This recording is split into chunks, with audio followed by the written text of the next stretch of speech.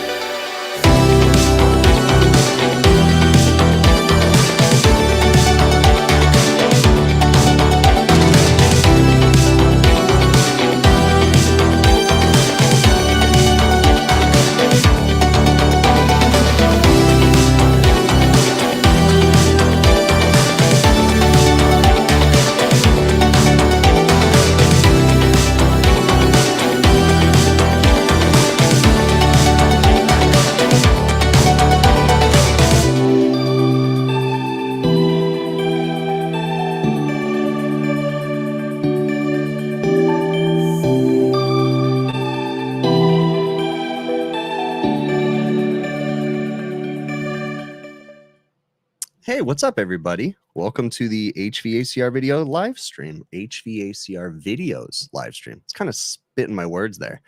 Look at this. Got a special guest here, Mr. Ty Brannaman, good friend of mine. Hello, everybody. Ty? Man, Say it's a hello, beautiful day. viewers. Yeah, we're gonna just hello, talk over each other. viewers.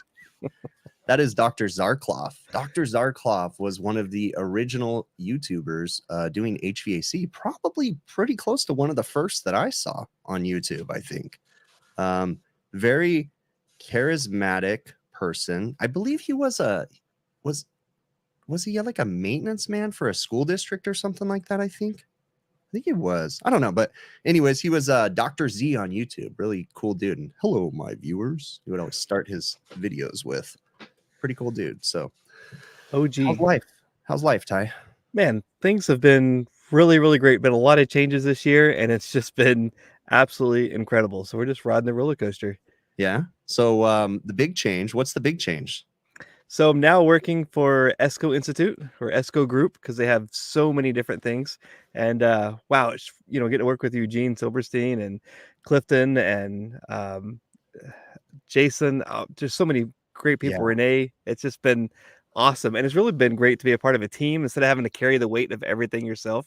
It's like, hey, I don't have that answer, but let me send you over to this person, and it's been absolutely incredible. It's been I've never worked for some place and they were so excited to have you be a part of it. Like before, it's like, okay, another person go through the moves, and here it's like, man, everybody's so excited to have me on board, and we communicate and talk and get stuff done. It's been really cool.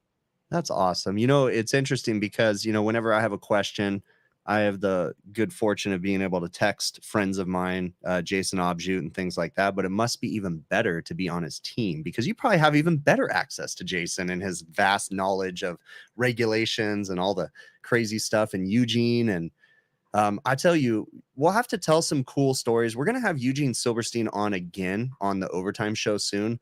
But man, we had some cool conversations at AHR with Eugene. Adam and I were hanging out together, and after the show and after different things, we were talking to Eugene, and it's like, man, that guy's really cool. He really is a nice guy, and he's got some interesting stories to tell too. That guy's got stories for everything and all kinds of fun stuff. Fun, interesting stuff. So, well, for those that are just getting here for the first time, because I know there's some new people popping in here. I'm Chris with HVACR videos, and this is my good friend Ty Brenneman. Ty's social media platform is Love to HVAC. That is on Instagram and TikTok. Is it Love to HVAC on YouTube too? Yes, Love the HVAC on YouTube, and then on Facebook I have Love the HVAC, and then it's just Ty Brannaman. Yeah, so that's awesome. You guys definitely want to check out Ty's stuff. So I think I discovered Ty. I think I saw you on social media, but it was like a little bit before COVID. I started recognizing you and noticing you on YouTube because you were putting up, if I remember right, I think my time frame's right, but you were putting up videos from a perspective of kind of a student. Like you would film yourself standing at a whiteboard while you were teaching a class a lot of times, right? If I understood right. And you were Yes. kind of going over things. And that's how I kind of originally found you. And I always found that your explanations of things just made sense. You really break things down to a level to normal people talk, you know, that way we can understand it. And I appreciate you for that. So thank you. Well, I just struggle to pick stuff up sometimes. I have to read something 7 or 8 times to really understand what it is I read. So I just figure, how could I explain this to where I would understand it better? Yeah. And so all I'm really doing is just teaching really to me.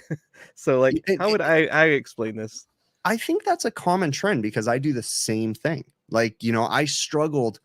I have a few key topics that I feel like I'm pretty good at explaining, but those were some of the most difficult things for me to learn. I really struggled in learning those things. But once I unlocked them and realized, oh my gosh, I understand this now, then I felt a need to scream it to the masses because I figured maybe there's some other people like me that just were having a hard time understanding, you know, these simple motor controls or whatever it may be. For me, there's been some aha moments, but one of them was motor starters. Okay. 3-phase mag starters. Those things confused me and intimidated me because the old ones were big.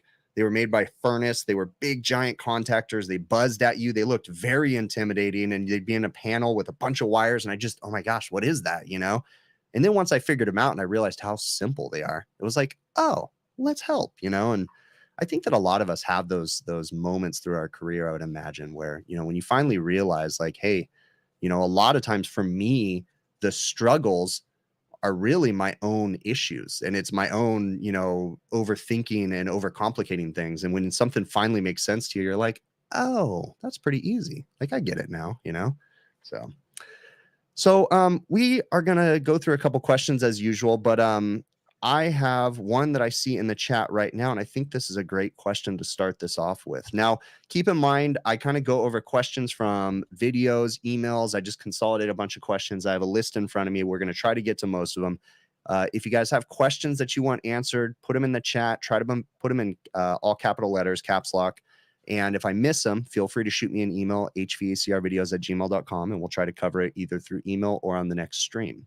So this is a question from Justin, and let me see if I can pin this. I don't know how to do that, but let's see if I got it. I can't see it right now. But anyways, Justin said he's 16 years old, and he's just getting into the HVAC industry. He's getting into an apprenticeship, and he's getting ready to go to trade school starting this fall. And he's asking if we have any tips or things that we regret not doing. So he's basically asking, you know, as he's going into the trade, you know, if there's any suggestions that we can give him or things that maybe we regret not knowing sooner, I guess is the way to ask that question. So that's an interesting one. For me, things that I regret not doing. I don't know. Does that question make any sense to you, Ty? Do you think? Gosh, I have so many regrets of things I wish I would have learned sooner, and still to this day, I pick up new things, and I just now learned it, and I'm like, "How did I not already know that?" And Yeah. so I try to go share it with everybody. "Hey, look at this new way I found," Yeah. because I think it's amazing. I For think me, the biggest thing is oh, good. is keeping an open mind, Yeah. just not saying, "I don't need to know that." Saying, "Hey, I'm gonna learn everything that I possibly can."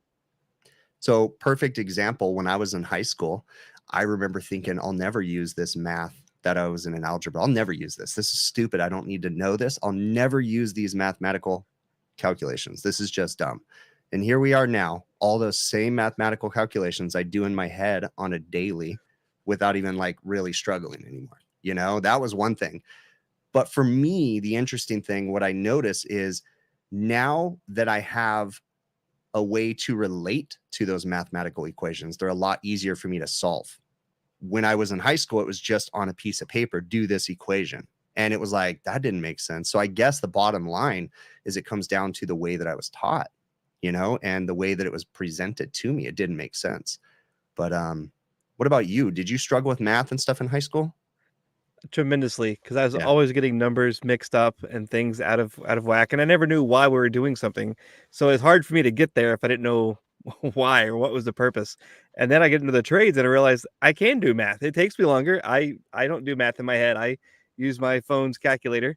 Yeah. Um, but it's amazing like how much math I use and how it's a tool to solve problems. But in school, I struggled. It took me forever to pass it to do a test. I would spend after class still working everything, trying to line out all the numbers, make sure it didn't reverse anything.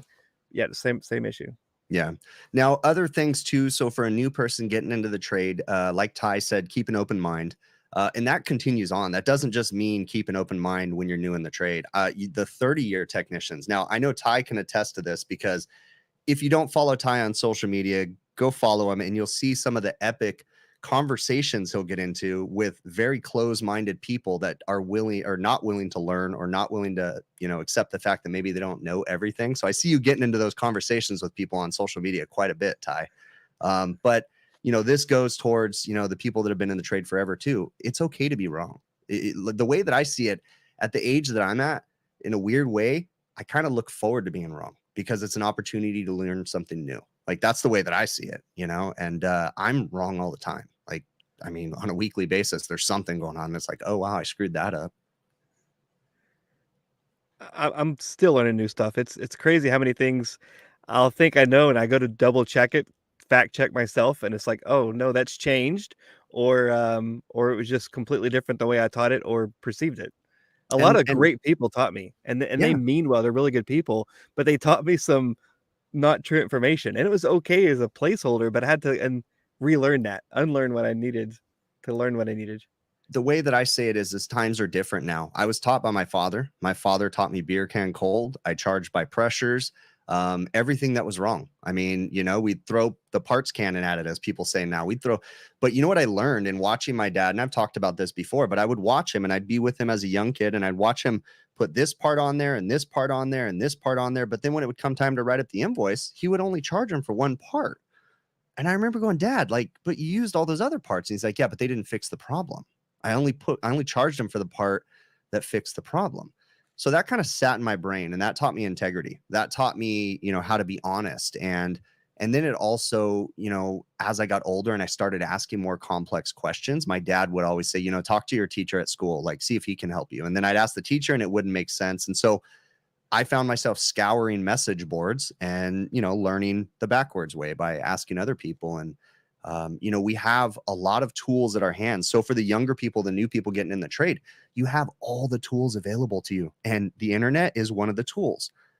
But I would say, you got to be careful too. And you have to learn how to decipher good information versus bad information because there's both on the internet. There's lots of bad information, so really got to be careful with that. And don't just trust the guy on the internet that tells you how to do something. You got to do a little bit of your research. So make sure you're right. So let's see. Let's get to a couple more things. Let's see. Mike B says his father taught him that he better hold that damn flashlight still. Oh my gosh. Yes. That one still sits in my brain. I can remember, there you go, holding the flashlight as a, 6-year-old or whatever, sitting on my dad's bucket and then getting distracted and the flashlight beam going up. Well, my dad's, screaming at me, Christopher, get that light in here. Oh, sorry. I can still, I think I've told this story before too. I can remember, I still to this day do not understand what my dad was doing, but he told me to hold a low voltage wire while he went downstairs. So I was standing at an air conditioner, and I can remember that little devil that you see in the cartoons, talking on someone's shoulder, like, oh, just do it. In my head, I'm holding that low voltage wire, and I'm sitting here thinking, my dad told me not to let it touch metal, but why? So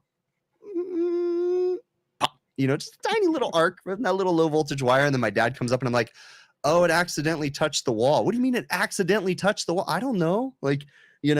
And I just wanted to know, like, what would happen if I let it touch the wall, and at the time I didn't, but now I can remember that story, So it's funny the way that we learn and the things that you remember. But, for the new people getting in, to kind of round up that question, pay attention, absorb as much information that you can. Know when to ask questions, know when to open your mouth, know when to keep your mouth shut. When you're working with a journeyman and you're super busy on the roof, that may not be the time to ask a million questions. Maybe you got to hold those questions back. You got to kind of gauge the situation. For the new people, apprentices, when you're on the roof with someone, observe, pay attention. I say this all the time. Take pictures when you can of every model number, of every interesting piece of equipment. And when you go home, start Google that stuff, research it, learn, and that's going to help you as new people coming in. So, all right. So back to my list of questions right here. I posted a little short clip this weekend where I got stuck on a roof. What had happened was I was working on a restaurant roof, and it was in the middle of the summer, and they had a very bad negative air pressure on that building. It was really humid outside, and I was trying to help the kitchen staff. So when I came up onto the roof, I closed the roof hatch behind me, and I didn't realize that when I was done to go back down the roof hatch, I couldn't get the roof hatch back open. So I had to climb down the wall onto the top of their walk-in cooler. Then I had to shimmy over to a ladder, climb down a ladder onto the floor. And I was lucky enough there was a ladder there. But I wanted to ask you, Ty, has there ever been a time when you've been stuck on a roof? I would love to tell you, no, that I've never been stuck on a roof, but the first time it happened to me, it was back when we had radios before cell phones were out, and I just hopped up on the roof real quick. I didn't put any of the latches on or tie downs on. I just put the ladder up on the roof, ran up there to check something real quick, and a big gust of wind came out of nowhere, and the ladder went sliding right onto the ground, and had to get on the radio, and it was like, Unit 2 to base. Can you send somebody to help me at this location? And then everybody's like, well, what's going on? Well, what's happening? I'm like, yeah, I just need some help out here. And it was just, everybody kept asking. And then the more that I wouldn't answer, the more everybody kept asking. And finally I had to say, yeah, the ladder blew off. And I thought I was never going to live that down. That went all over the radio. Everybody was laughing about it. And it felt like forever, like months of people talking about that. So that was from then on, I always used clamps and always strap the ladder down because I did not want to relive that again. Yep. Yeah. And I've had the same thing happen. I had a gust of wind come up and blow a ladder off. Now, in my situation, it was at a seafood restaurant that is very frequented by elderly people. And the ladder fell down right by the door that all the elderly people would use. They would use the emergency exit. And I was so fortunate that nobody was there when the ladder fell down, because that could have seriously hurt someone. And that's scary, to think about that kind of stuff. And then from that point forward, I learned that, yeah, you need to tie off your ladder. Now, let me make another really important point. If you're going to tie off a ladder, don't just tie to the extended portion of the ladder, because the ladder could still fall and the extension will separate because there's only a rope holding them together. So if you just tie to the top of the extension, if the bottom was to kick out, it would still separate and you'd have half of a ladder hanging off the side of the roof. So be cautious about that too. But so I've learned that if I tie off a ladder, it goes down to the bottom portion underneath the ladder and then ropes around that and comes back up. And then that way, if it does fall, it doesn't separate the extension ladder. So let's get through a couple more of these questions. Speaking of the building, I wanted to kind of talk about that. The building that I shut the roof hatch because the building was under a negative air pressure. A couple people were asking me, well, why was the building under a negative air pressure? Is the makeup air unit too small? So let's talk about this really quick. Building, just a real quick understanding of building air balance. So when you think about a building, and the same applies to like residential applications too, but restaurants especially, because we typically have exhaust fans pulling smoke, extracting something out of the building, right? And when you do that, something has to give, right? So if you're going to pull air out of the building, you have to put air back into the building, makeup air. Think about it like this. I've explained it. If you take a paper bag and you put it over your mouth and you inhale enough, the bag is going to collapse. But if you cut a hole in the bottom of the bag, the right size hole, as you inhale, the air passes right through the bag. So you think about a building, right? A building's got an exhaust fan sucking out all the air. We have to put enough air back into the building. So why would the building air balance be negative on the restaurant that I was on? There could be a lot of things that could lead to negative air pressure in a building. Do you have any ideas on that, Ty? There's definitely a lot of things.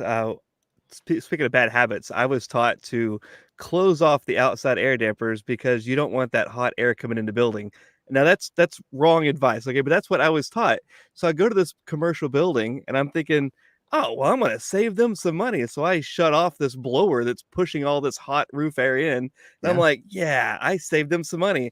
And then I go down, everybody's standing at the door and they they can't get the doors to open because it's Yep. still exhausting air out. And then I was thinking, wait a minute, and like my mind starts running, and I run back up there, turn it back on, and like, oh, well, that's so much. That's weird. Did you have anything to do with that? And I'm like, I don't even know. Yeah. And then so from then on, I started learning about building pressurization, and that led into building science.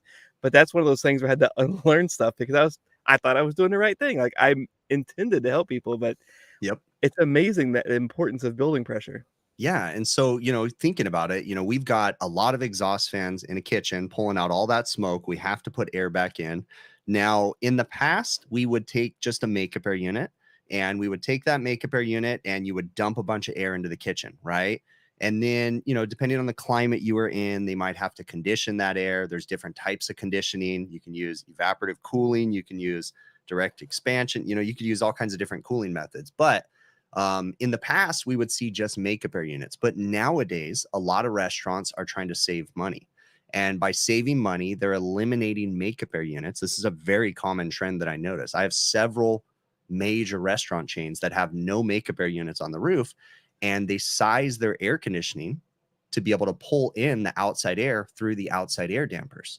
So you have to have an economizer, but it's not just an economizer. You have to set it up with a minimum outside air position. So it's always open 20% or something like that, pulling in outside air.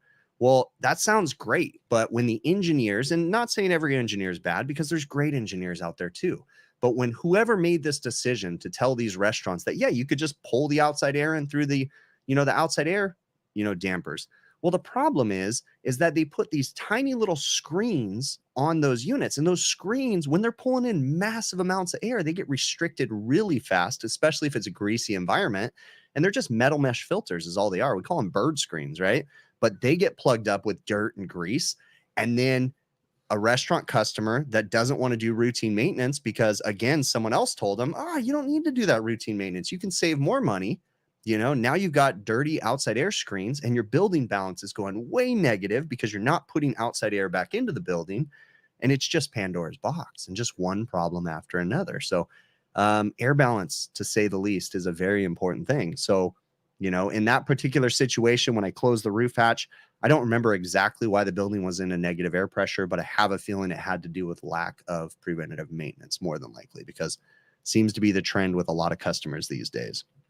I will argue that some of the manufacturers, and I'm not going to name names, but I feel like some of the manufacturers are to blame because a lot of the manufacturers like to let their marketing departments get involved in the materials that the customer reads. And so let's just use an ice machine, for example. You've got an ice machine manufacturer that says, our ice machine is the easiest ice machine to clean, and it only takes 15 minutes to clean this ice machine. They use it as a selling point because they're trying to sell the customer on their machine.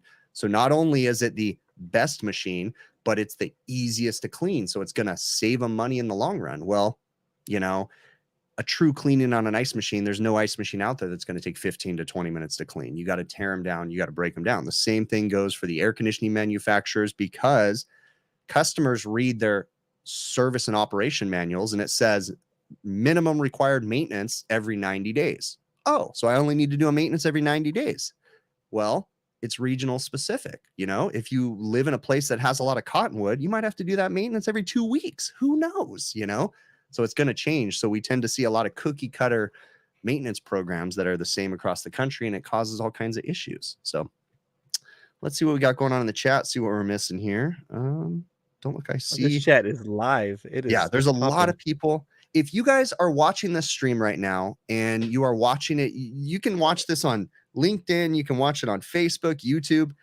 Doesn't benefit me either way. But one thing I will say, there is a huge community of probably 100 people watching on YouTube right now. So I'd say 99% of the comments are coming from YouTube. So if you want to be part of that community, you probably want to scoot over to the YouTube side. So that way you can be part of it, because there's a lot of people having lots of conversations in here. So let's see. Lots of great common people in here too. Lots of great friends that I see. That's the cool thing. We have this awesome community. Ty is part of the same community as myself. And so I'm sure he recognizes a lot of the people that are in here. And it's really awesome because, you know, not only do you have us that are creating content, but you have people, for instance, Jason Johnson. Jason Johnson's in the chat. Jason is creating his own content now, right? And he started just as a consumer. He was just a guy that was just watching these. And then I'm assuming he realized that he had knowledge to share. So, you know, I encourage everybody out there, if you have knowledge, share it. Share it with someone. Don't be afraid to share it. Let's see.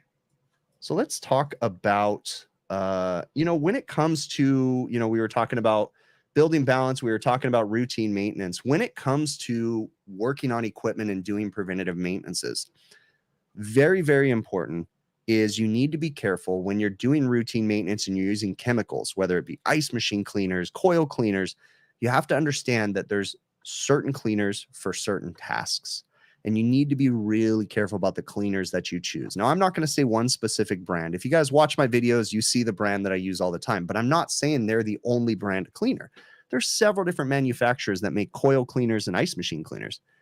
You just need to make sure that you're using the right ones. When you are cleaning tube and fin condensers, you need to make sure that you're using, you know, the right kind of cleaners for those. When you're cleaning microchannel condensers, you need to use special microchannel safe cleaners. And it can lead to a lot of different issues. I had a comment where someone was saying, they were mentioning about the recent video that I did because I was cleaning coils, and I was mentioning, you know, I'm using a microchannel safe cleaner. If you use the wrong cleaners, like the blue cleaners out there, the blue cleaners, you know, they're a brightener. They're there to brighten the fins. But the easiest way I could explain this is, and I like to relate things to common sense, right? Things. So when I was a little kid, someone taught me that if you took a penny, you could take a really dirty penny and you put ketchup on it, and you leave that ketchup on there for a long time, and then you come back and you wash the ketchup off, that penny would be super shiny, you know, after you cleaned it. And it's like, oh, cool, it cleaned the penny. Well, it's not necessarily cleaning the penny. The vinegars inside of that are etching away, slightly etching away the top layer of that penny, copper and nickel and whatever's inside there, right? The different mixtures. So the same thing's happening with our condenser coils. When you're cleaning condenser coils and you use the brighteners. Now, I'm not saying you can't use brightener cleaners. There's a time and place for them, right? But when you're using the brightener cleaners, you need to understand that when it gets all super shiny, you're actually etching away the top layer of that coil. And you can only do that so many times. Have you seen really bad destroyed coils because of coil cleaner, Ty, out in the field? Oh, yeah. Especially on the microchannel where they use the wrong stuff on it. One of the guys I used to work for used to use the pink stuff before it got banned, and that stuff was horrible. That was it would the peel your actual skin acid, off. right? That was the one Yeah, that it was was, really an acid. Yeah. and it was like, this stuff works so great. And he's like, he had us putting on these units every time we did maintenance. And I found that the same units we were using that for had leaks, and then they'd peel the paint off. And I'm like, there's something wrong here. And then later I started learning about the different chemicals and what it really was. And I was like, okay, I'm not using that anymore. Yeah. So I was talking to John Pastorello from Refrigeration Technologies a while back, and he was enlightening me to if you've ever used the blue cleaners, right, the brighteners from whatever manufacturer, and you notice that if you get them on your hands feel slimy. You know, they start to feel slimy, and you're like, huh, you know. And I remember talking to John about that one time, and I was like, yeah, you know, that coil cleaner gets on my hands, and it like creates this slimy effect. And then John goes, well, you know what that is, right? And I go, no. And he goes, you ate away the top layer of your skin. And that sliminess is what's underneath. It's like in between the layers. And he goes, you literally just ate away the top layer of your skin and you're just feeling that underside of it. And it's like, oh, yeah, that's not good. You know, you need to be careful. I mentioned in my recent video where I was cleaning a coil that, you know, I too need to be better, because oftentimes I'll just start doing things without gloves. I'll start doing things without safety glasses. And it's like, oh man, as I start getting older, I start to get a lot wiser with that stuff, because I'm sore when I wake up in the morning, or because, you know, I have scar tissue on my retina, or, you know, all this different stuff. And it's like, man, so going back to the first thing we talked about was the new guy coming into the trade.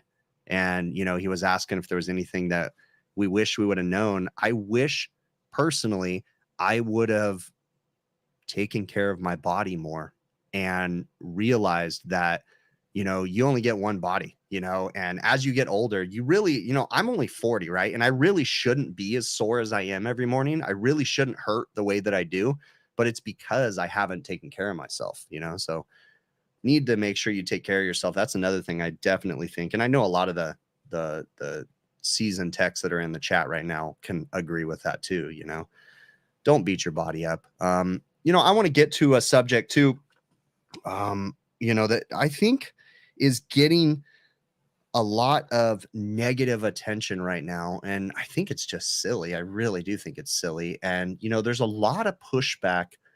I shouldn't say a lot. There's some pushback from some people in the trade. I would say actually there's a good majority of people that are accepting of this, but it's of women coming into the trade.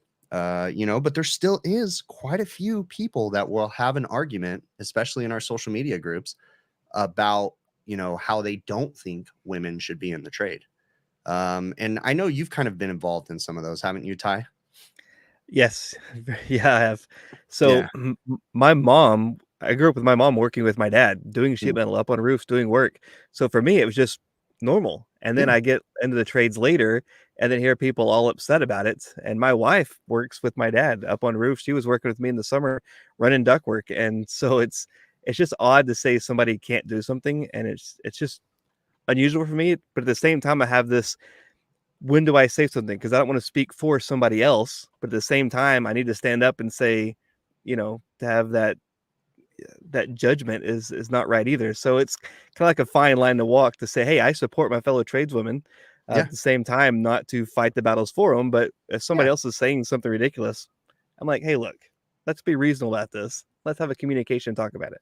So I was thinking about an argument that I've heard several times that people will voice against women being in the trade. And one of the arguments, there's a few that people will make, but one of the arguments is they can't do what we can do as men. Okay, they can't lift what we can lift as men. They can't lift a compressor over their head. But my response to that would be, should you? I mean, should any of us be doing that? Should I be lifting? I mean, do I need to lift a compressor over my head? Should I be lifting a 70-pound compressor? I don't know if I could lift a 70-pound compressor. I'm sure that there is a woman that can. I can't. I mean, you know, like, I shouldn't say that. I can lift a 70-pound compressor, but you get the point. You know, there's a lot of arguments about, oh, you shouldn't be, you can't do this, and we can. But some of those are like, should you be doing that though? You know, like, we need to take care of our bodies, you know, and we shouldn't be putting ourselves in a position. I don't understand quite why some people push so much against the women in the trade thing. And I need to be careful here too. Again, I say so many people, but it's a small portion of the industry, because in all reality, there is a lot of people very accepting to it. I have a little bit of apprehension about 4 years ago at the HVACR training symposium. I stood up on the stage, I was given my thing, and I said, you know, I really think that women helping us in the trade, coming into the trade as service technicians, can be the answer to part of the skills gap issue that we have. I really do think that women coming into the trade can help us with that. But I said, in a weird way, I'm kind of ashamed to say this, but I wouldn't want my daughters getting into the trade. And this was at that time, 4 years ago, because I didn't think that the trade was ready in the way that we talk and interact with each other for women. And what I mean by that is even I'm part of the problem. Sometimes I don't talk the way that I should. I say things that I shouldn't say when I'm talking with my friends group. And that's one thing that kind of concerned me is the way that people interact with each other. And I think that we all need to change the way that, we talk about some things, and some things that could get you in some big trouble talking that way. What do you think about that, Ty? I think as long as the other person knows that you're joking, I don't Yeah, think like I know women that can outcuss me like without true. without blinking an eye that will Very make true. me embarrassed. So, it's just a fact of knowing that level of respect. I've worked with some people that said absolutely disgusting, horrible things to me in the trade early on, and I remember I never wanted anybody to feel how these people made me feel. I Yeah. just hated how they tried to just crush me, and I didn't want anybody else to go through that. So whether somebody's a different skin color, a different religion, or a different gender, like I don't care. I just don't want anybody to be treated like that. So if somebody says something that offends somebody and you have a conversation about it, cool, let's move on. But I think it's the people that go out of their way to actually attack somebody else and say you can't. That's where my big issue is. Yeah, I agree. I agree with that. Um, so I wanted to kind of talk about an issue. I call it a superpower because I have this ability. I can hyper focus on things, and it can really help me to achieve and accomplish goals when I tend to hyper focus. I can really have like a tunnel vision, and I can lock down on something I'm trying to do. Sometimes I can go on these trends where I can do sometimes 3 to 4 videos in a day. I can edit them and get them done. And then all of a sudden the next week I struggle to do one video.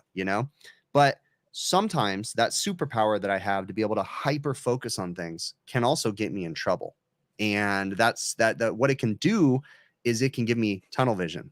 Are you agreeing with that, Ty? You have those issues too sometimes?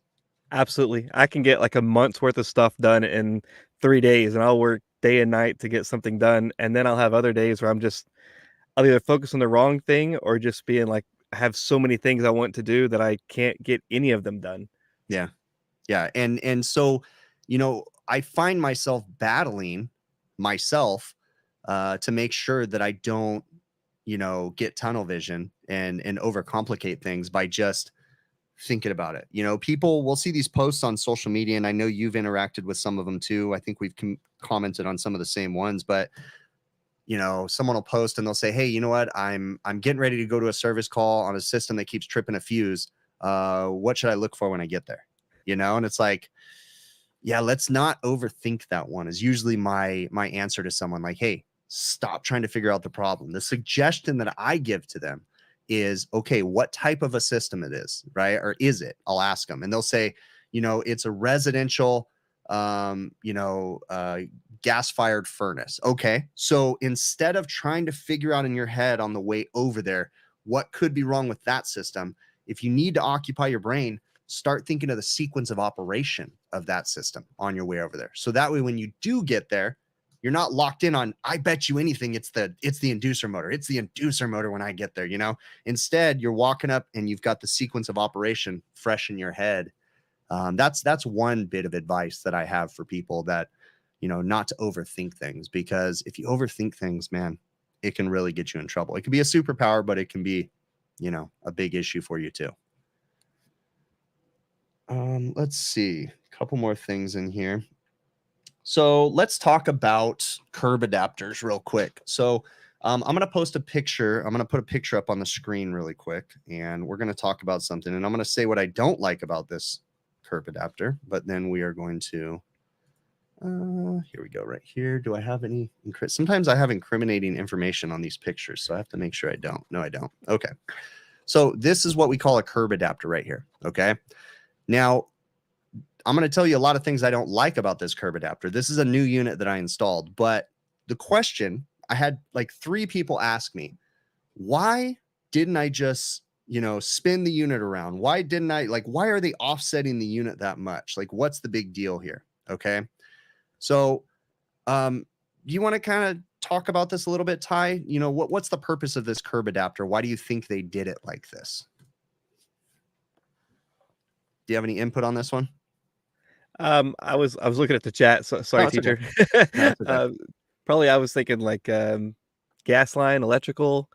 Yeah. Well, the thing that I wanted to get to, the reason why they offset this curb adapter the way that they did, the point of this curb adapter is that this particular carrier unit is not what was there originally. What was there originally was a York package unit that even with the York package unit, it would require a curb adapter. The return and supply of that particular unit coming through the roof are not in the same place. So they're using an adapter curb to adapt that existing roof curb to a new platform. It's a cost saving thing. It saves money, but something's got to give. When you try to save money, there's usually, a downside to it, something negative that's going to happen here.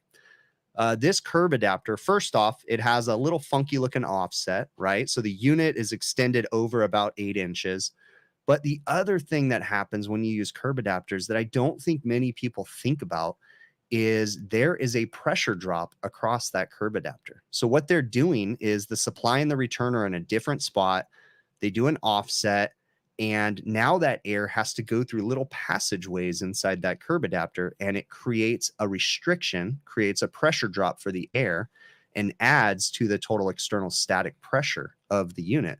So curb adapters are cool. They save the customer money. And what I mean by save the customer money, if money wasn't an issue, what we would do is we would go down into the roof and we would completely rip out the ductwork, and we would redo all the ductwork and redo the roof curb. So that way that unit sits directly on the roof and the ductwork comes up into the ideal spot in there, and there would be no need for a curb adapter. Okay. But the big issue with it is it's just about money. So, something's got to give. We got to save the customer a couple bucks. Here's a problem though, is on this particular unit, I'm not going to say it's just because of the curb adapter, but I had to reduce the airflow on the unit because this has a giant ECM axial fan inside of it that are notorious for going bad when they run under high static conditions. So I had to reduce the airflow, sacrifice the airflow to the building to try to save the motor. So again, we save the customer a couple bucks, right, by putting a curb adapter, but now we reduce the efficiency of the equipment that we put up there, and it creates a problem on there. Have you noticed, Ty, have you started to notice more people? I have started to notice more people complaining about ECM motors going bad. All those ECM motors, they just don't last. They all suck. Every one of them's horrible. You've seen those complaints out there, right, Ty? Constantly, all the time. And I would argue that, okay, I'll give you some of these motors maybe don't last as long. Okay. But what I am going to say is majority of the time, it's because we need to fix the ductwork. Yep. When we had PSC motors were forgiving. You could restrict the heck of that motor. It'd be fine. No big deal. It just keep running, just running and running and running, but you coil, ledger coil. Yeah. You'd have refrigerant related issues, but we had plenty of room. We had low efficient 8-SEER equipment, different things like that. But when you get into the high efficiency stuff, man, airflow is king. It really is king. And we need to pay attention. So when we're doing now, I was showing that curb adapter, the customer doesn't want to spend money to redo all the ductwork in their building. They just don't want to. Okay. They just want a new package unit up there. They just want it up there. And so something's got to give. So you give them a new package unit, you put a curb adapter on it, you slow down the airflow, and you just tell them like, look, we got to redo the ductwork to this building. Oh, we don't have money for that right now. Okay. All right. You get what you get, this is what it is. But when it comes to all this new equipment out there with the high efficiency equipment, ECM motors, man, we really got to be on top of our airflow. Like it's no joke these days. Airflow is so important out there. And it has.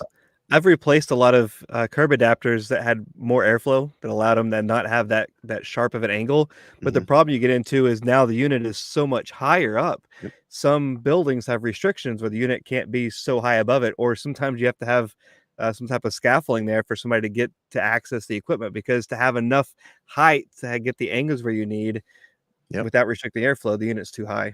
Yep. That's exactly it. What I have done, you need to be careful about this, but what I have done in the past is, and this is where you got to start paying attention, because if you don't realize where that AC, I'm going to pull that picture up really quick again. Where this AC is, share my screen. Where this AC is, you know, so we see that unit probably weighs 700 pounds. Okay. So, you know, I guess it's reasonable to think that we could take that 700 pounds and just set it down on the roof and duct over to that unit. That is one way that you could make the airflow better. You could put a cap on top of the existing curb, and you could take ductwork, rectangular ductwork. You can come out of that cap and go right into the unit. And, you know, in theory, you'd have better airflow. But something that you have to remember is that unit weighs 700 pounds. And it's reinforced at the curb, the roof curb of that unit for that 700 pounds, but it's not necessarily able to handle that extra 700 pounds over here in the middle of the roof. So you got to think about that kind of stuff. You know, I have moved existing equipment over and then just ducted over to it. And that's a great solution as long as someone's willing to sign off that that new unit can sit over in a new spot on that roof and have more load at a certain spot, because that building was engineered to have a certain amount of load in certain spots on it. And you can't just necessarily drop the same weight somewhere else on the roof. So you got to be careful about that too. Let's see. Or you just buy a unit that fits the existing curb, says J.R. Smith. But unfortunately, you can't buy a part, you know, that particular, if I went back with the York unit, which was what that was there, York was requiring a curb adapter too.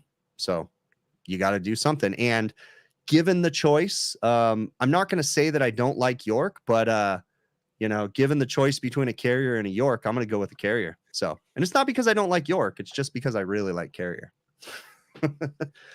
So yeah, there's a brand new York in the background of that picture that I installed too. And I regret every minute of installing that new York because it's been a pain in the butt. So, all right, let's see what else we got going on in the chat. A lot of people, what did I see right here? I saw a comment.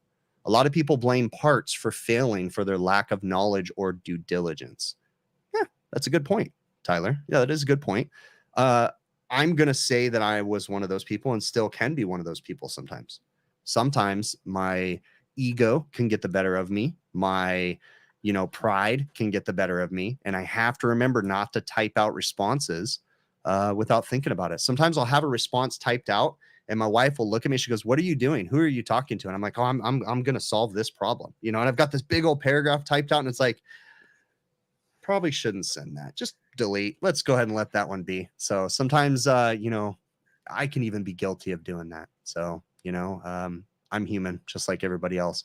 I think it's important for all of us to accept the fact that it's okay to be wrong as long as you learn from it and try to grow from it. So let's see what else we got going on in the chat. How did this come to be? Who bought the unit and who bought the curb adapter? I did. I bought the unit and I bought the curb adapter. Again, like I said, because the customer did not want to redo ductwork down in the building. So, all right, let's see where else we got. I got a couple more things I want to cover.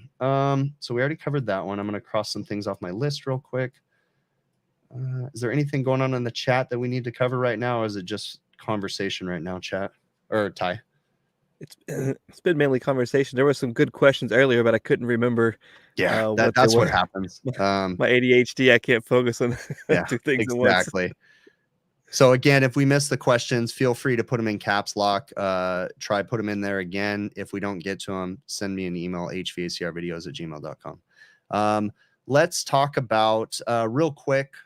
Let's talk about the A2L stuff. We don't need to go crazy into it. I know it's kind of exhausting, some of the conversations we're having about A2Ls and the fear behind them. What are you seeing the biggest apprehension towards the A2L refrigerants, Ty? What are you seeing on the internet that people are so afraid of? Just the gossip, honestly. Yeah. I think if people would just take, I don't know how many times I said this, just take the class and then let's have a conversation about it. Yep. But people are just like, oh, the government, and I don't care. Like it's here. So we can either learn about it and work with it, or we can gripe about it and be miserable and then not be able to work with it and not be able to be safe on it. So it's, to me, it's, and I get it. Like I remember when I came into the trade and we were going to 410A and it was like, oh, the pressures are going to just explode. And I remember that. I've been that guy. So I have to try to remember when I'm talking to people, I was that guy. So I have to, keep that in mind. But at the same time, and we gotta let things go and start learning about it, because it's here, whether you like it or not, it's here. And then once you learn about it, it's like it's not that big of a deal. If you're flowing nitrogen while you braze, like we were supposed to do anyways, you don't have an issue. If you do your vacuum recovery like you're supposed to, you have an alarm now. I mean, the flammability of it. If you look at the thing, it's like here's an A1, and then slightly outside of that, well, that's an A2L. And I have a friend of mine that has a tank of R32 that didn't record anything because he didn't want to get in trouble, but he couldn't get that R32 to light. That wasn't me. Like, I would never do that. But a friend of mine did that and couldn't get it to light. So unfortunately, we can't have a video of that. But it's a lot of hype. Yeah, I would agree. It's a lot of hype and a lot of misinformation. Again, just like you said, I have to put myself back in the beginning when I was dealing with coming up in the trade. I was dealing with the phase out. I came into the trade at the end of the R12 phase out. Okay. R404A was a new refrigerant, right? So it was R12 and R502 was the phase out, and R404A and 134A were the great refrigerants that were going to save the world, right? But we had a lot of drop-in replacements, okay? And the drop-in replacements, they just didn't quite work right. Partially because I didn't know how to use them, but partially because they just weren't designed right, and there was a lot of misinformation out there. Today, better than yesterday, we have more information at our fingertips. Manufacturers are more willing to train. They're more willing to give you information, and access to that information is so much easier than it was back then. Back then, all you had was a supply house. That's all you didn't. You had some training organizations. If you could find your local RSCS chapter, you could get involved there.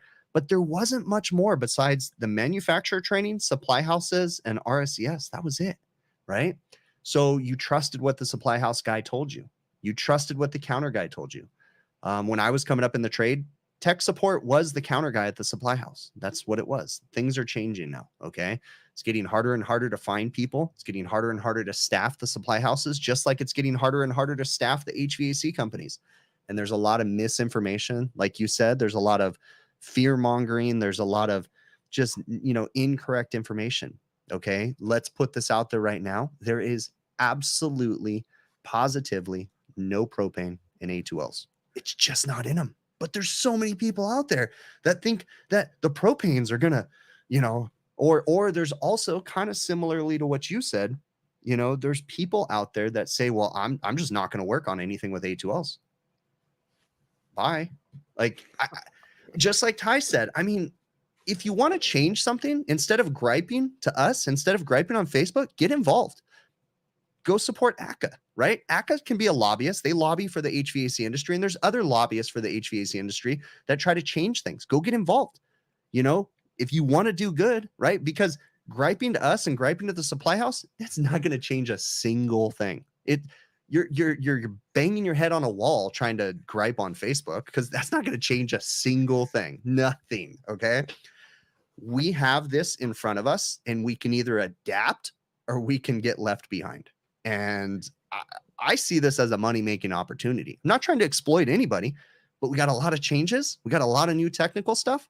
There's money to be made, right? We get to stay busy. We get to learn something new and move with it. And, now I have to be careful how I say this, but I personally have had a really hard time understanding all the hype behind the A2L stuff, because I work with A3s every day, right? A3 is unodorized propane. Ty's got a canister right there. He's got a 14-ounce can of unodorized propane right there. And I work with those refrigeration systems. I'm not going to say it's never going to happen, but I've yet to see a refrigerator explode and blow up an entire restaurant. Just haven't seen it yet. So, I'm dealing with actual highly flammable refrigerants. And as long as you're safe, as long as you're following proper practices, you're going to be okay, right? So I was telling that same thing to someone. It might have been Eugene Silverstein, actually, of all things, from the ESCO Institute, or someone else that I know. I was telling him, and he goes, yeah, but you have to understand that, A2Ls are going to be used in a bigger scale. There's larger refrigerant quantities. And, there's more potential for people to make a mistake. And that's why, like Ty said, it's so important to take a class. Take a class and just learn the basic skills. What I find is funny, though, let me grab this right here. What I find is funny is the argument, I don't know, about, I'd say 5 or 6 years ago, when evacuation started getting really popular on social media, and Jim Bergman was out there and several other manufacturers, Appion, and everybody was out there coming out with their new micron gauge. And you had a lot of people out there saying, man, we don't, back in my day, we didn't need any of those fandangled micron gauges, and we didn't need digital gauges and thermometers and all that stuff. So I would like to say, in that situation, I've got this book right here, Review of Vacuum for Service Engineers. There we go. The original published date of that book is 1959. So inside this book, now mind you, it's been revised a little bit and updated, but the information is still the same, right? Talking about dehydrations of systems and talking about evacuation and how to properly evacuation. They were talking about that in 1959. So I'd like to ask you, when was your day? When was back in your day that you didn't need to worry about that stuff? You did, right? He's got, and what did they, that was a thermal engineering one? Thermal vacuum gauge that read microns, analog. Yep. Analog. So it did exist. It's just that our equipment was very forgiving. That's the way that I see it. And the refrigerant was very forgiving, and you could get away with not doing things right. Our industry kind of forgot those things. And I think that was actually Jim Bergman, he was the person that said that. He said, it wasn't that, I'm paraphrasing, it wasn't that we didn't have to worry about that stuff. It's just that it was so forgiving that the industry forgot about those proper procedures and practices. And I feel like the same thing goes with the A2L refrigerants, right? If you follow the proper practices for refrigeration systems, which you will find most of them dating back to the 50s and even before, are the same practices. Make sure you dehydrate your system. Make sure you're purging with nitrogen. Make sure that you're following these steps. Make sure that you're cutting as many components out when you can. But I'm also going to say, you're going to take the class and they're going to tell you to cut out every dryer, cut out every compressor before you do it. In a perfect world, great advice. But there's some things it's not always perfect. Sometimes you do have to unsweat a dryer. Sometimes you do have to unsweat a compressor for whatever reason. So you need to follow the practices. Be prepared. I work in refrigeration systems that are multiplex rack systems where you can have a refrigeration rack on the roof, and a lot of them will have, multiple evaporator coils downstairs with maybe 5 or 6 liquid line solenoid valves. And the problem with those kind of systems is they're never designed right and they're never piped right. So oftentimes you have low refrigerant velocity going through those systems. So what does that lead to? That leads to trapped oil. So when I'm taking out evaporator coils because they're not operating properly, there's a good amount of times that I'll even say it in videos, we're going to have a flame out right here. When I unsweat this evaporator coil, there's going to be a flame out, right? It's not the refrigerant that's catching on fire. It's the oil. We're hitting the temperature where the oil is combusting, and you'll get a flame out of oil coming out of there. That's the kind of stuff that when we're dealing with the A2Ls, you might get some vapor down in there. So that's why it's so important to sweep the system with nitrogen. Try to push that stuff out of there. Try to get those flammable vapors out, and just use common sense. That's, my advice for that. Do you have anything to add to that? You hit it perfectly. That's exactly right. All right. Let's talk about this. Ty, I want to ask you, here in Southern California, gas heat is super popular, super popular. I have my opinions on why heat pumps aren't so popular, especially in the past. They're becoming more popular now. But do you have any opinions on why we have so many gas heat package units here in Southern California? And it's all the time. And this is going to a question. Someone asked, why would we have such a horribly inefficient gas-fired package unit that I installed? Why would we do that? So just to clarify first, I love technology. Whether it's a gas furnace or a heat pump, I love it. Like I can fix any of them. I enjoy that. So I'm not pushing anything one more or the other, but a lot of it comes down to what you're used to and then cost. So if gas, like here in Texas, gas is so incredibly cheap, I mean, it's just cheaper to use gas than it is to go to a heat pump.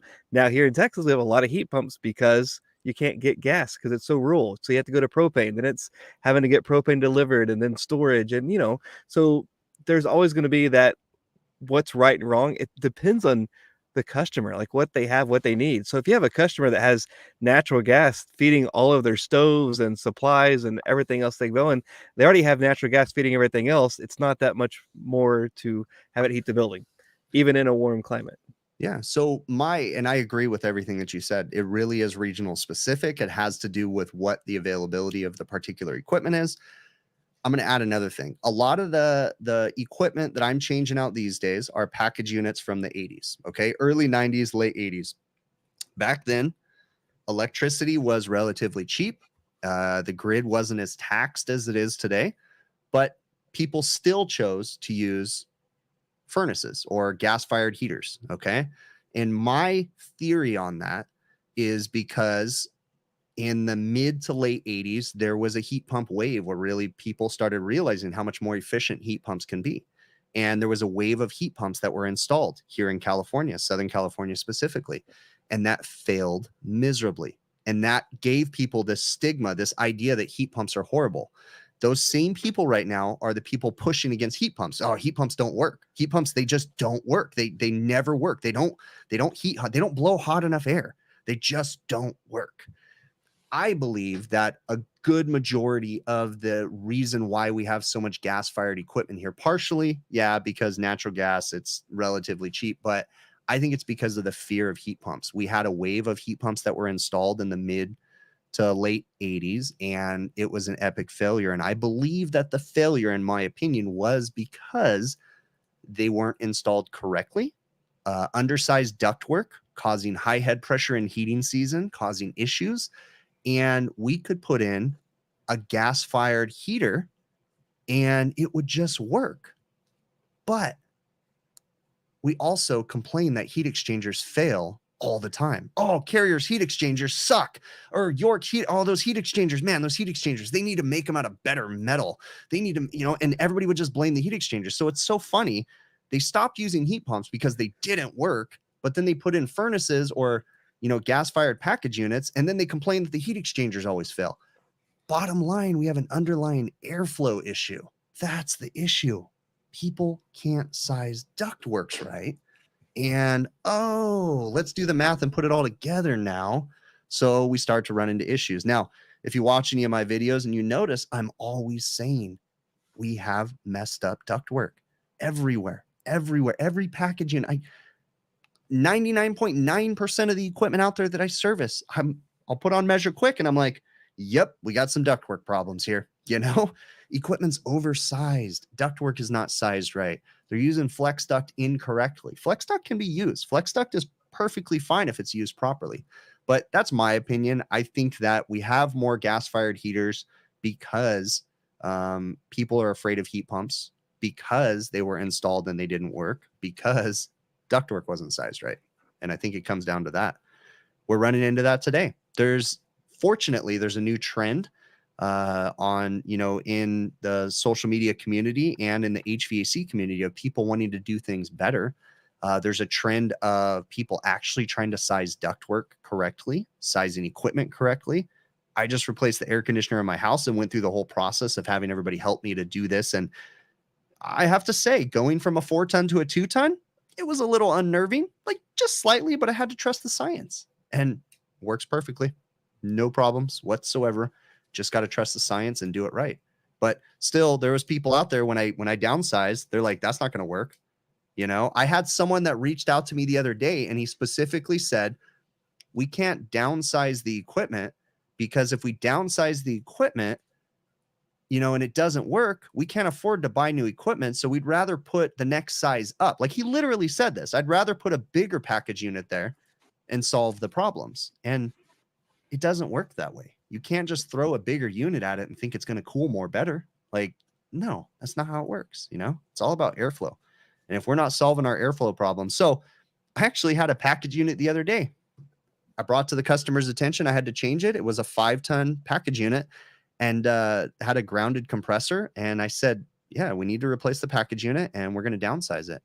customer goes, you're going to downsize. As I said, well, that, or we need to do a complete duct renovation. We're going to pull your drop ceiling. We're going to reduct the building, or we can bring we can downsize the equipment and we can actually get 4 tons of airflow through your unit instead of 4 tons of airflow through your 5-ton. So we went ahead and put a 4-ton on there because they didn't want to redo all the ductwork. Okay, so you get a 4-ton. It's not going to work any different than it did before because, just because it's a 5-ton doesn't mean it's putting out 5 tons of cooling. Now, that's one thing, Ty, that I find is awesome about technology today is we can have this software and these tools to be able to, in real time, see our equipment efficiency and see delivered capacity, on a gauge or on a tool and say, oh, we can prove that we're outputting, 5 tons of cooling, or we can say we've got a 5-ton unit, but we're only moving 4 tons of air through it, So now, again, you came from a time just like I did when we didn't have these digital tools. So, what's your experience with coming into this digital stuff? I'm loving it. I really embraced it. When the digital gauges first came out, I was completely against them. And then I started using them and I realized, wow, this is really great. And then when probes came out, I was like, nope, I'm not going to use probes. I don't want to depend on my phone. And I started using probes. Like, wow, I can get so much more information and solve so many more problems looking at a bigger picture at a fraction of the time. Like, it is just a huge time savings for me. And of course, I keep my old gauges in the truck for a backup, but I hardly ever break them out. Old equipment, sure, but I can do so much more information faster with the probes and the calculations and the math, and it's accurate, and I can get a recording and be in and out. I love it. Like, I think it's great, and I can't wait for the equipment. Like, I feel we're not that far from the equipment having all this information. Think about EXVs; they already get superheat. So it's just a matter of time if we'll be able to actually Bluetooth into the equipment and not even have to have a lot of these instruments. I think that right now, I agree wholeheartedly. Let me address Keith Peterson. Thank you very much for that super chat. You put on there high quality and washable gear. I don't quite understand the comment you put under your super chat. I think you're telling people to get one of my hats. I think that's what that says, but I don't know what that means, bud. So clarify. If I missed your clarification, feel free to shoot me an email, hvacrvideos@gmail.com. Thank you very much. I really do appreciate it. If you guys do want to get a hat, you can get them from hvacrvideos.com. So back to the technology and the equipment. I agree. I'm trying to scream from my little soapbox that I think all manufacturers should have easy access to their data on their equipment. And we shouldn't, in my opinion, and I know this is beating a dead horse, but in my opinion, we shouldn't have to pay $900 for a tool to be able to Bluetooth connect to your equipment. Come on. Some of the manufacturers are embracing that one. I'll just say it. Lennox and Trane. I mean, and it's hard. I bet you that was a hard one for Trane to do, but they give you Bluetooth access with their Symbio stuff to their equipment. And from what everybody's told me, you don't have to have a username or anything. You just put an app on your phone and you log in. And Lennox, same thing. You just scan a QR code and you log into their equipment. So the other manufacturers need to step it up and give us access. It makes their equipment better if the technicians have access to it instead of having to stand behind and buy $900 tools to be able to access your stuff. I won't gripe anymore about that, but that's just my 2 cents. But having access to that gives us the tools that we need to better service your equipment and make your brand better, and be able to repair it and inevitably make the customer happy. So I do like that. I like you said, Ty, we have EXVs on systems. I was looking at a heat pump water heater because heat pump water heaters are the new thing coming out right now. And they've been out for a while, but they're new because they're being pushed because of incentives and different things. But I was at a training class for heat pump water heaters, and I'm over there looking at it, and it has an EXV, but they're not doing pressure transducers. But I noticed it had temperature sensors like crazy. So what they're doing is they're backwards calculating. So they probably in the factory have got a map of what the temperatures are when the pressures are at this and this. So the tester or the beta model at the factory probably had pressure transducers, and they got the data and they were able to graph the data, so now they can backwards calculate what the temperatures are at those certain pressures. What do you got there? So it's not a new concept. This is for superheat gauges. You put one on your coil, so you find your saturated temperature. One on the actual suction line, you're getting your actual suction line temperature, and the difference in the two is your superheat. So it's that same old technology they've just Yep. redid with a thermistor more accurately. But it's Yep. cool how this new technology just simpler ways of doing the old ways.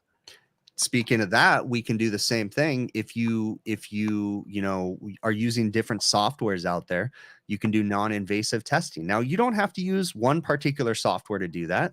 We can basically have data in our head and know how a system operates, and you can diagnose a lot of failures on a typical air conditioning system just by taking temperatures and understanding you need a temperature drop going into the condenser, or you have a temperature going in, you have a temperature drop coming out of the condenser, and the same thing. You can do all kinds of diagnoses by watching temperatures, and that is a new it's a new thing that's popular right now, is using temperatures to diagnose. But again, it's going backwards to just the old technology and the old way of doing things. So that's in my opinion what we find in this trade is that if you really think about it, the way that we fix an air conditioner today, you can trace back pretty much everything that we do to the 50s, the 60s. You can trace back to back then. We may have new technology and new tools, but you're still doing the same stuff. The science is still the same. We're still rejecting heat and absorbing heat. That's all that we're doing. We're rejecting and absorbing. That's it. Let's see what else we got going on in the chat. Oh, wow. There's a lot of support there. Chipmunk, thank you very much. Brian Sanders, thank you very much. Ty is the HVAC version of Santa Claus. There we go. I'm sure we'll see that. If we haven't already seen it, have you done a thing with Santa Claus costume on yet, Ty? Not Santa Claus. I dressed up as an elf one year at one of the schools I taught at. There we go. Yeah, so I'm sure we'll see something this year.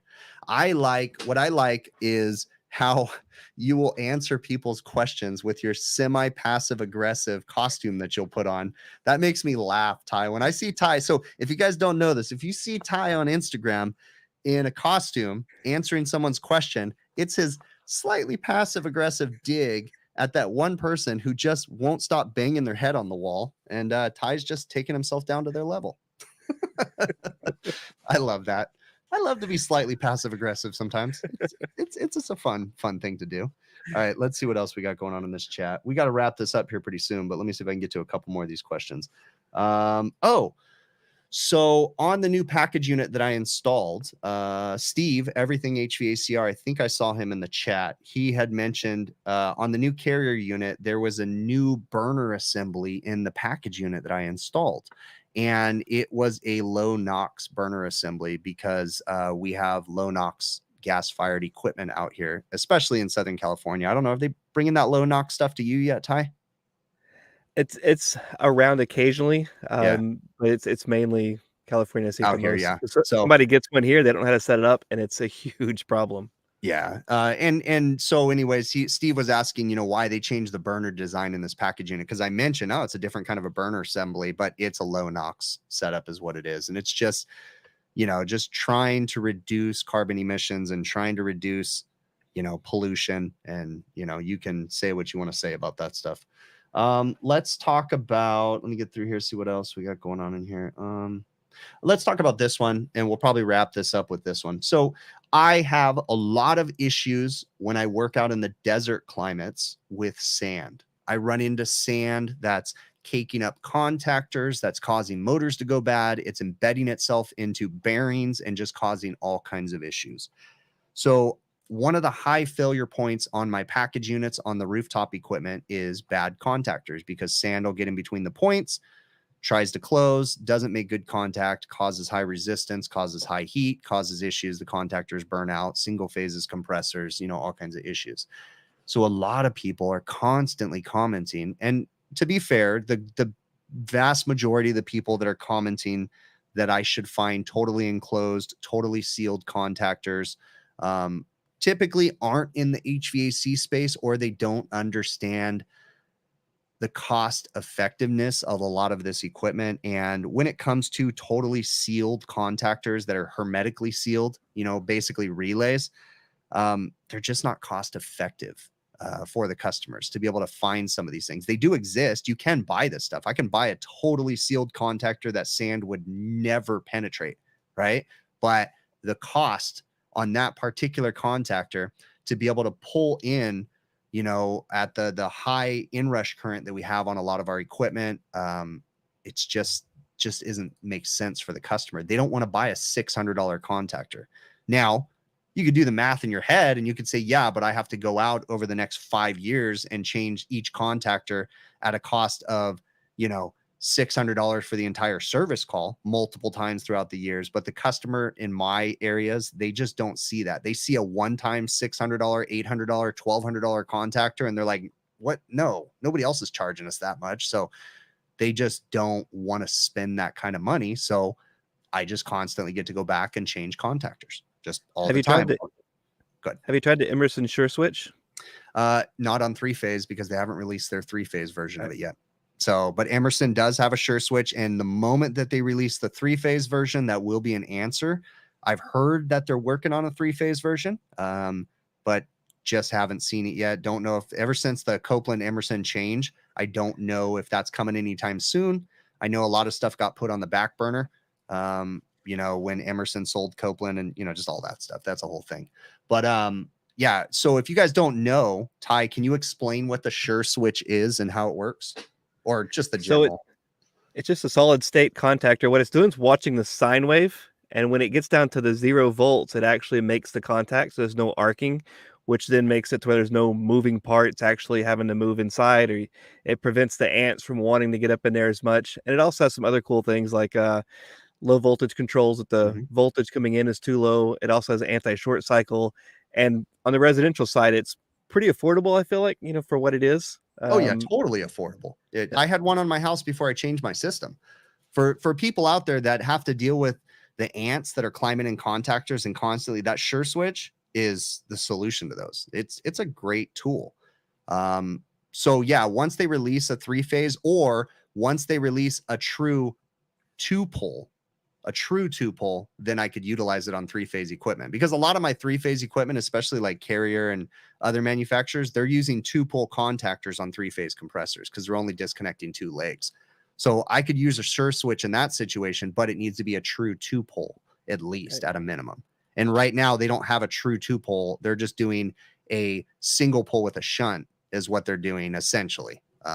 On the single phase equipment for residential. But the moment that they release one, that would be great. I would love it. But well, I think that's going to be all that we're going to cover today, because we've gotten quite a few things on this list. Ty, do you have anything that you want to talk about before we end this? Oh, I could talk air conditioning all night long. Okay. Any words of wisdom that you want to close with? Do you have a favorite quote? Do you have a favorite anything? 2 things. Keep learning something new every day, every chance you get, and then help others. If we can just do those 2 things, the world will be a better place. Yes, I wholeheartedly agree with that. Share your knowledge. The old adage of covet your knowledge, that kind of stuff. I don't really see the point in that anymore. You're not going to be replaced as long as you're a competent, honest, hardworking service technician. You're going to have a job for life. Of course, you screw things up, you're going to lose your job, but I don't see the reason why people need to covet their knowledge anymore. I feel that we help the industry, we help each other.